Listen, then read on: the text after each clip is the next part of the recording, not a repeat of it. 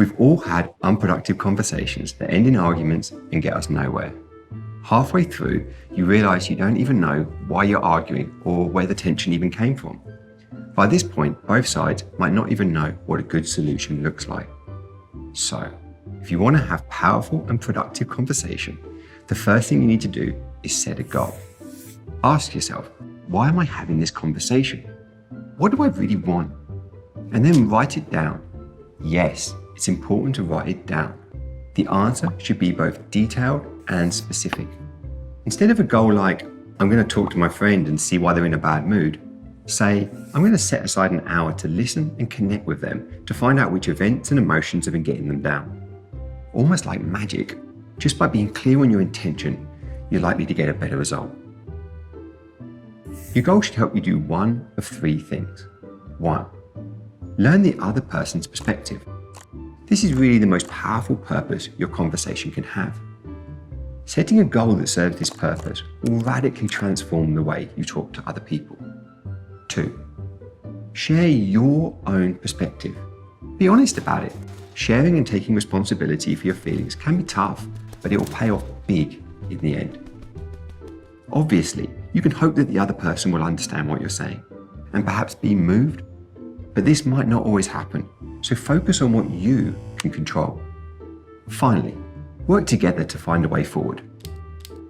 You'll notice that none of these three purposes involve telling someone they're wrong or trying to change their mind. That's because setting out to change someone's mind really rarely works. It normally involves attacking their story, which makes people defensive. Just think about it. Aren't you more likely to be open-minded if you feel heard and respected? Putting it simply, we're all more likely to change if we feel free not to. So now it's time to get talking.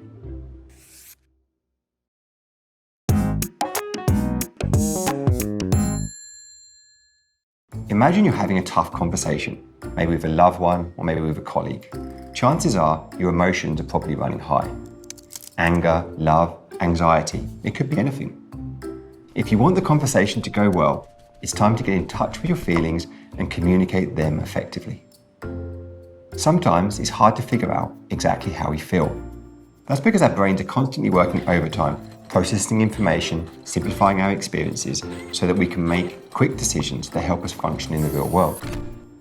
Imagine your feelings are like an iceberg. There's a lot hiding under the surface. Of course, the other person only sees the tip of the iceberg. They don't see the other stuff you're feeling. And the thing is, those hidden emotions are likely to be shaping your conversation. They often disguise themselves and pop up in our language, however much we ignore them. They hide in judgments and words like should and wrong, bad or good. Put simply, if you feel the urge to blame someone or tell them why they're wrong, there's probably an emotion you need to identify. And it's okay to have strong feelings when it comes to difficult conversations. Everybody does. The important thing is to express and share our feelings appropriately. If we don't, they might explode or come out in the wrong moment and turn a difficult conversation into a messy situation. So, grab a pen or a friend or simply sit in front of a mirror and talk to yourself. Now's the moment you need to tell yourself how you're really feeling. Dig deep, be specific. If you're feeling angry, try to identify what emotion is underlying the anger. Perhaps it's sadness, jealousy, rage, or indignation. Pay attention to your body. We often experience physical sensations that are associated with our emotions, like a tight stomach or a dry mouth or tension in your shoulders. The more you learn to recognize your feelings based on physical symptoms, the better. Express your emotions, but at the same time, avoid being overly emotional. For example, it might be really important for you to share that you feel angry and frustrated, but screaming and shouting and projecting that anger rarely leads to anything good. Finally, don't blame the other person for your emotions. You created them, you're responsible for them. Start your sentences with, I'm feeling. People can't argue with how you feel. If you understand and share what you're feeling, you'll have a better conversation. I promise.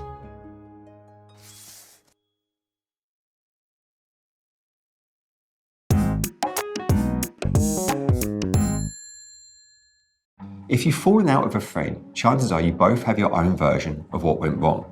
We are all storytellers, and we all experience life as one continuous story in which we have the starring role.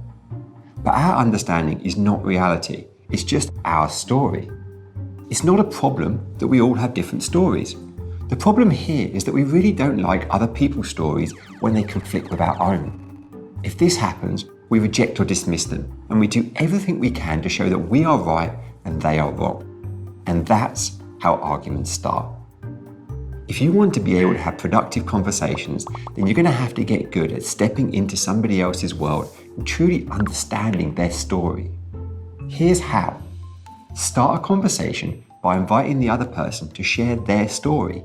Listen hard and ask questions, and paraphrase their responses just to make sure you really understand.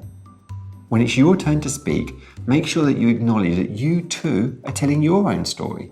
Accept that there's other ways of looking at the situation. Address your problem as the gap between these two stories, both are legitimate interpretations. Sometimes just accepting that you see things differently and exploring why can be enough to move the conversation forward successfully. If you follow these steps and remember that everybody's story is true for them, you will have better conversations, I promise.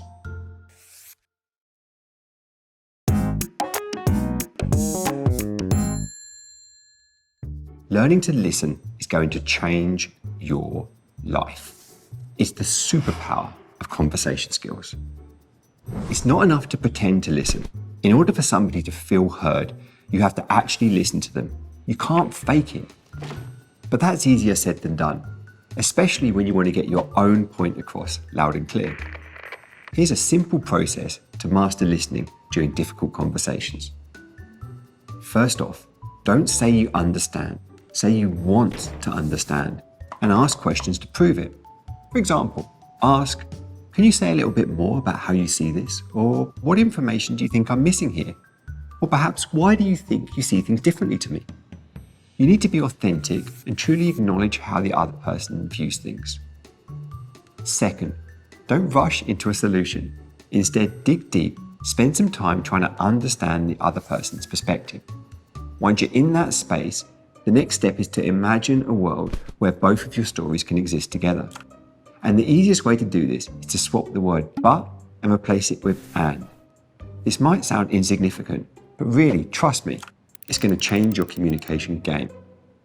Let's try it out. Don't say, I agree with this, but instead say, I agree with this, and. If you change your language in this way, you won't be giving up on your emotions or story. You're just adding to it.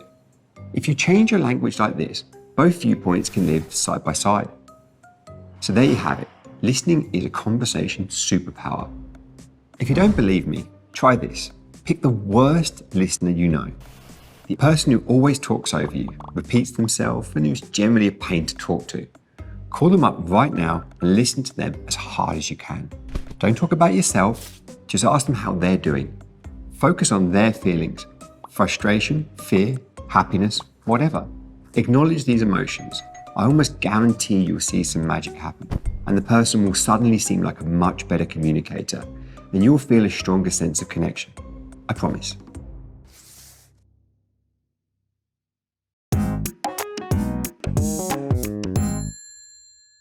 If someone walks off in the middle of your conversation, you don't need a PhD in conflict analysis to know things haven't gone well. Here's how to read someone's body language to avoid getting to that point. Remember to glance down. The legs and feet are the body parts most likely to give away important non-verbal cues during a conversation. People are normally so focused on their facial expressions and their upper body positioning, they pay no attention to the lower body. Whether sitting or standing, people's feet almost always point to where they want to go. If they're pointed at you, that's a great sign. That means they're engaged and have a favourable impression. If they're pointing at somebody else, or worse, at the door, that probably means they'd rather be somewhere else. The arms and hands provide the doorway to the body. When they're open, this indicates you're feeling safe and unguarded. But if a person crosses their arms or creates a physical barrier between you, like pens, a book, or maybe a glass, this is often a defensive act and a sign of vulnerability. Pay attention to a person's mouth when you're talking to them.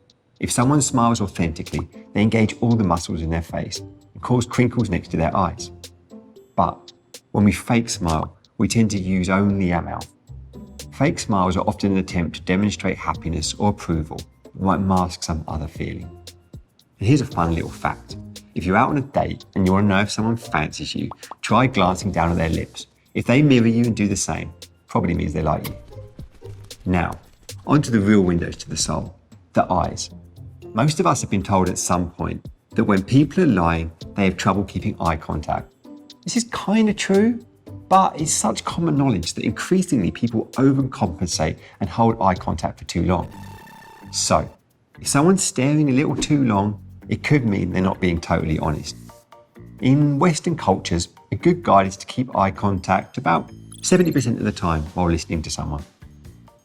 And finally, mirroring. This is when we subconsciously adapt our body posture to match that of another person, in effect replicating the person's non-verbal behaviour. This is a strong signal that we are connected and engaged. So first, examine if the other person is mirroring you. Are they sitting in a similar way, holding objects in the same hand, or leaning in a similar fashion? Try changing something up and see if they follow. If so, it's a great sign you've developed rapport. If not, here's what you can do. Start by subtly noticing the other person's body posture, and then let your body slowly reflect this position. If they lean on the desk, lean in. If they hold their head or touch their hand, you should too.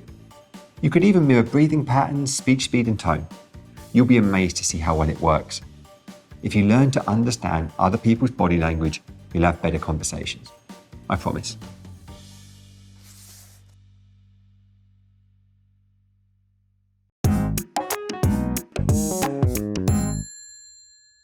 Ending a conversation is not the same as completing one. Ending a conversation is easy. It happens when you just stop talking. Completing one occurs when you've both said everything you need to say. Sometimes you'll be able to complete conversations. Other times you'll have to end an incomplete conversation. In either case, here are 3 steps to do this powerfully. First, recap and reframe. Invite the other person to share how they see the situation now. Then you do the same. Try to frame it in such a way that you take full responsibility for your side and fully acknowledge the other person's point of view. This will leave you both much clearer on where you agree, even if you still have some differences. Second, whether you think the conversation has gone great or been a disaster, you need to find out what's been left unresolved. Ask the other person to share what they think still needs work, and you do the same. This establishes a roadmap for future discussions. Third, acknowledge the other person for the contribution they made to the conversation and for sharing their perspective. In particular, acknowledge any vulnerability that they have shared and the bravery and generosity that it took for them to share their story and emotions with you. This doesn't have to be super serious, just make sure you say thanks, even if you still don't see eye to eye. Often people only remember the peak and final moments of any interaction, so make sure you finish positively. Remember, life is not a single destination, but a journey. Difficult conversations are unavoidable stops along the way. So, be creative in your communication, follow the steps we've set out across this series, and you will not only survive, you'll thrive in all of your conversations. I promise.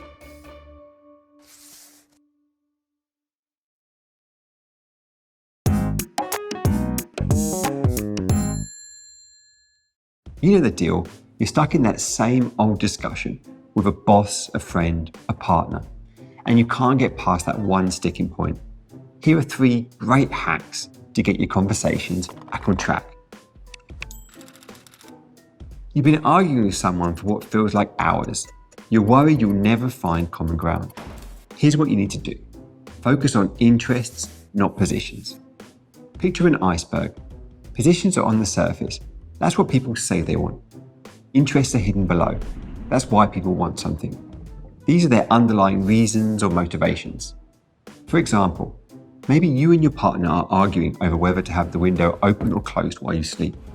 By focusing on the positions, open or closed, it's not possible to find an equitable solution. Instead, look at the interests. Perhaps you really need cool air while you sleep, while your partner struggles to sleep with the noise from the street below. Now, there are lots of possible solutions.